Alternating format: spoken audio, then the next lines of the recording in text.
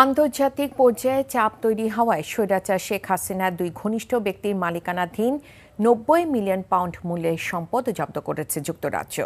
Bangladesh bank governor doctor Ahsan H Mansur এ তথ্য জানিয়ে বলেছেন, আইনি প্রক্রিয়ায় এসব সম্পদ ফিরিয়ে আনতে হবে। আর আসন্ন ঈদ বাজারে নতুন টাকার নোট আসবে জানিয়ে বলেন, এসব নোটে কোনো ব্যক্তির ছবি থাকছে না। মেজবাহ হাসানের রিপোর্ট। ব্রিটিশ পত্রিকা দ্য গার্ডিয়ান ও দুর্নীতি বিরোধী সংস্থা টিএ এর যৌথ তদন্তে স্বৈরাচার শেখ হাসিনার ঘনিষ্ঠজনদের যুক্তরাজ্যে বিলাসবহুল সম্পত্তির অনুসন্ধানে নামে দেশটির ক্রাইম এজেন্সি এনসিএ।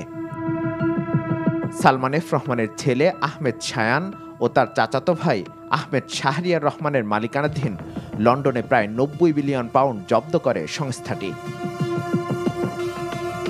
যুক্তরাজ্যের এই পদক্ষেপটি ইতিবাচক হিসেবে দেখছেন গভর্নর। বলেন, আন্তর্জাতিক সম্প্রদায়ও অর্থ পাচার নিয়ে চাপের মধ্যে রয়েছে। এই অর্থ দেশে ফিরিয়ে আনতে প্রয়োজন দুই দেশের রাজনৈতিক সদিচ্ছা।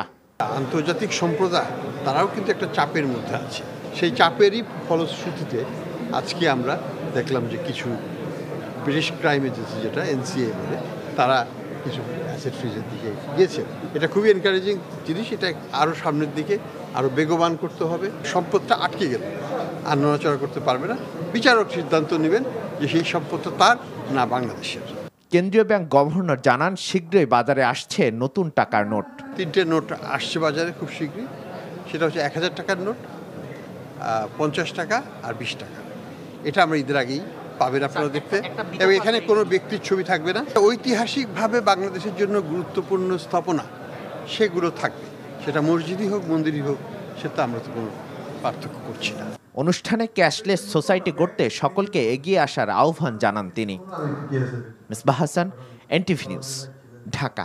এই ঈদে জামা জুতো অ্যাক্সেসরিজের ডিসকাউন্ট।